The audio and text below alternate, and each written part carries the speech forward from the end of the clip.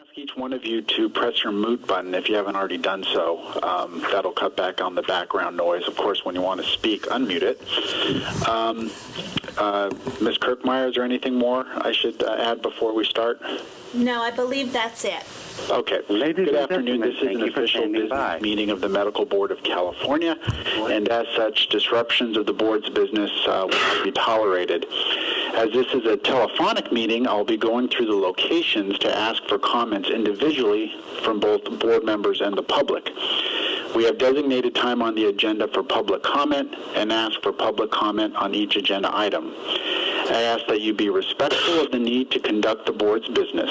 Should anyone disrupt this telephonic meeting, I will ask the person to conduct him or herself in a manner that permits the board to transact its business.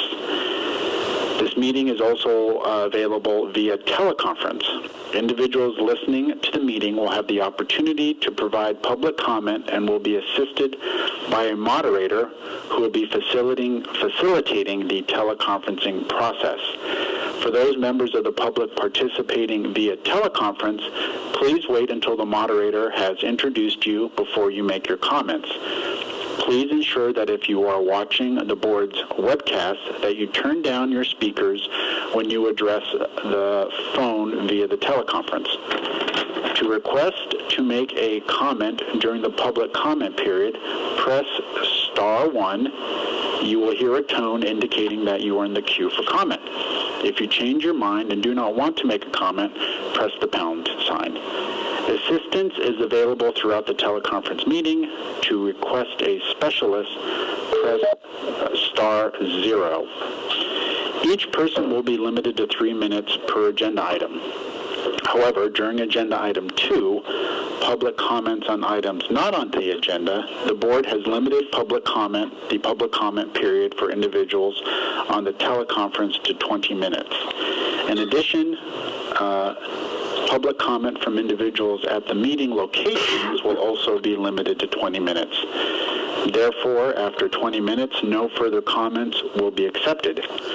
During a public comment on any other agenda item, 10 minutes will be allowed for comments from individuals on the teleconference line and those at the locations. After 10 minutes, no further comments will be accepted. Steve Ang will be assisting me with receiving the public comments via teleconference during this meeting. The board welcomes public comment on any item on the agenda, and it is the board's intent to ask for public comment prior to the board taking action on any agenda item. If for some reason I forget to ask for public comment on the agenda item and you wish to speak on that item, please ask the board member at the location to request public comment on that item. Please identify yourself so we have it for the record. I want to remind all speakers to stay on topic and keep your comments to 3 minutes or less. We plan to end today at 5 p.m., if not earlier. I would like to call this meeting to order and ask Ms. Kirkmeyer to please call the roll. Dr. Gonadev. Here. Ms. Pines. Here. Dr. Bishop. Dr. Kraus. Dr. Levine. Here. Dr. Lewis. Present. Mr. Louie. Here. Ms. Shipsky. Here. Ms. Wright. Here. Ms. Yaroslavsky. Present. Dr. Yip. Present. And Mr. Serrano Sewell. Present. We have a quorum. Thank you. The quorum is present, and thank you to the members for getting on the phone for this important and special meeting. We're going to now move on to agenda item 2, public comments on items not on the agenda. I'll now go to each location. I have no comments or speakers here in San Francisco. Are there any public comments in Sacramento? None in Sacramento. Are there any public comments in Colton? None. Are there any public comments in Long Beach? No. Thank you. Are there any public comments in Oakland? No. No? Thank you, Doctor. Are there any public comments in Los Angeles at the Jones Day Law Firm? No. Are there any public comments in Los Angeles at the Wilshire Boulevard location? I think that's Ms. Jaroslawski and... No, Wilshire Boulevard is Dr. Kraus. Yeah, Dr. Kraus is not online yet. Oh, okay. All right. Are there any public comments at the Cedars-Sinai location in Los Angeles? No, there are not. Thank you. Are there any public comments in Monterey Park? No. Mr. Vang, are there any comments on the phone line? Comment from the telephone. No comments from the telephone. Thank you. We'll now move to item number 3, review and consideration of the revised regulatory language, amending and adding regulations for the uniform standards for substance abusing licensees. Ms. Kirkmeyer and Ms. Webb, can you please provide us the information on this item? Good afternoon, members. This is Carrie Webb, and I'm pleased to say that we are almost done with getting the uniform standards for substance abusing licensees through the rulemaking process.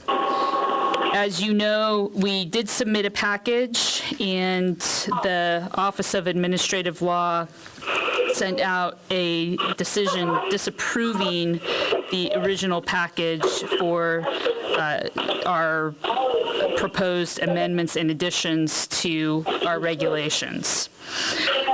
We have been meeting and conferring with the Office of Administrative Law. If you look in your board packets on page BRD 3-24, you'll see in the middle of the page there, A through D, where the Office of Administrative Law requested that we make certain changes to the language. With regard Excuse me, to... Ms. Webb, it's hard to hear. Someone's got their mute off and they're turning pages. Okay.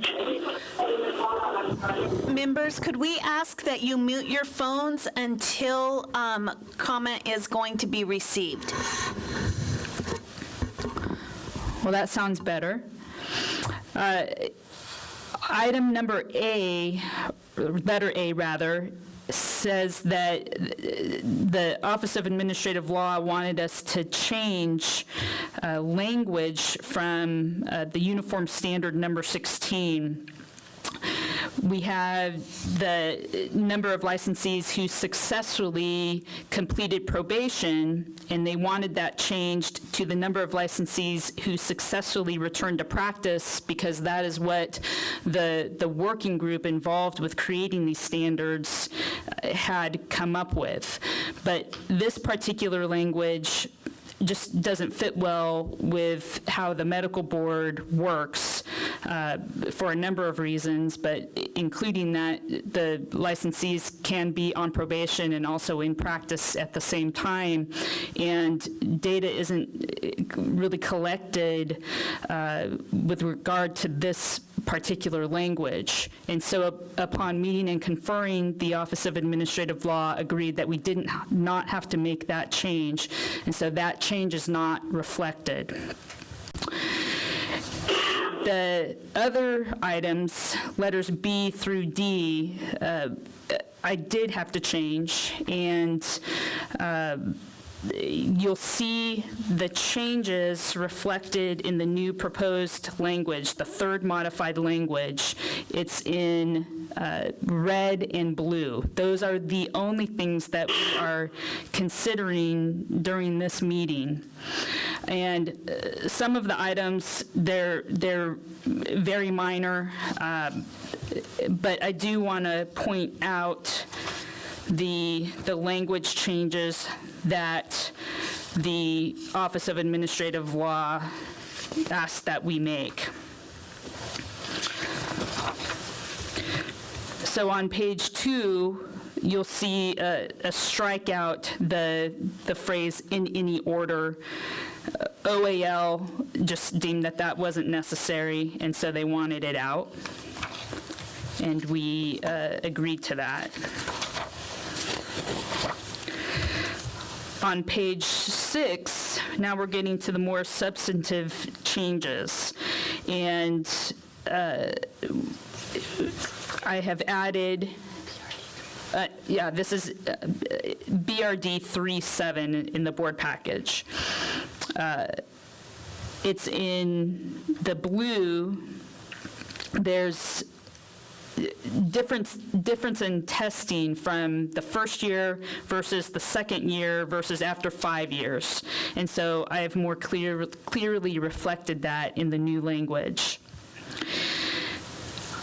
On the bottom, in the subsection D, you'll see that the original language I had was that nothing precludes the board from increasing the number of random tests for any reason. And to me, that seemed to be clear and succinct and encompass what the working group was trying to do.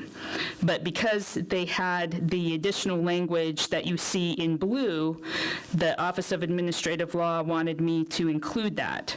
So you'll see also that I have highlighted section 1361.52A, and that's just a reminder to me to tell you that's for a major violation.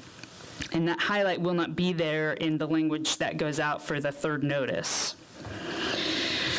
But this is in compliance with what the working group had come up with. The next major changes are on the next page, BRD 3-8. And again, it's referencing the second testing frequency requirements. And also under the tolling section, in that subsection 4 at the bottom, I've added, if the licensee returns to employment in the healthcare field and has not previously met the first-year testing frequency requirements, the licensee shall be subject to completing a full year at the first-year testing frequency requirements. Otherwise, the second-year testing frequency requirements shall be in effect. You'll see that the other changes are minor. They were considered non-substantive by the Office of Administrative Law. There is a deletion on page BRD 3-12 for, you'll see in red there, where the next business day is struck out, and the Office of Administrative Law deemed that that was unnecessary language per the code. And that's the highlights. Again, they're sprinkled throughout. You'll see some minor changes, but they would have been non-substantive, and I don't think I need to comment upon them unless you need me to. The other thing I want to mention is that we did get a letter from Miss D'Angela Felmuth, and she commented upon the fact that I didn't change one of the reporting requirements, but I explained to you and I responded to her that we met with the Office of Administrative Law and they agreed we did not have to make that change. And she also found that in one section I had a capital E and it should be a lowercase e. And so that change will be made before it goes out for the third notice. And so what I would be asking the members for is a motion to approve the recommended changes to the proposed language to implement the uniform standards for substance abusing licensees and to further direct staff to notice the modified language for a third 15-day comment period. And if no negative comments are received during the 15-day comment period, authorize the executive director to make any non-substantive changes to the proposed regulations before completing the rulemaking process and adopting Title 16 California Code of Regulations, Section 1361, and adding Sections 1361.5, 1361.51, 1361.52, 1361.53, and 1361.54 and 1361.55 with the modified text. Dr. Lewis, I so move. Second. There's been a motion and a second. Thank you for that, and thank you for that presentation, Ms. Webb, and for all the work that you put into this. Now we have to clean it up. Well, not clean it up, but just get it to comply with the request from OAL. Now that we have a motion and a second, I would ask the board members if they have any questions or comments before we take additional public comment. This is Barbara Yaroslavsky. I have a question. Sure.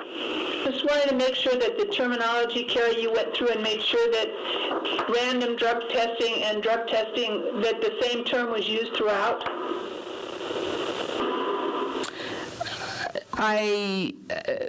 Yes, I did. Is there some particular thing that you saw where there was an inconsistency?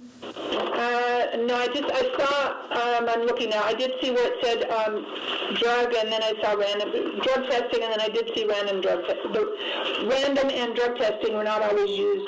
I think it's once, not that I didn't see it in the same sentence.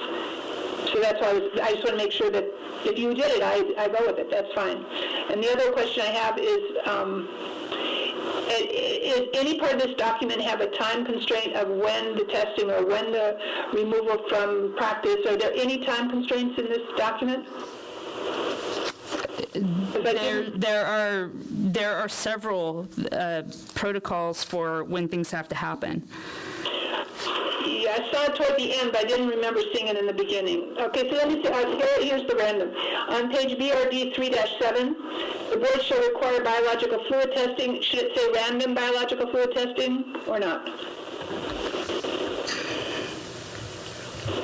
I just want to make sure that the door is as wide open as possible for the investigator or for the staff. I don't want to make that change because for the most part, the testing is random, but the board can require a licensee to undergo testing at any time. Okay, you're taking it, I was wanting to mean what you're saying, but I was saying exactly the opposite, so I thank you for that clarification.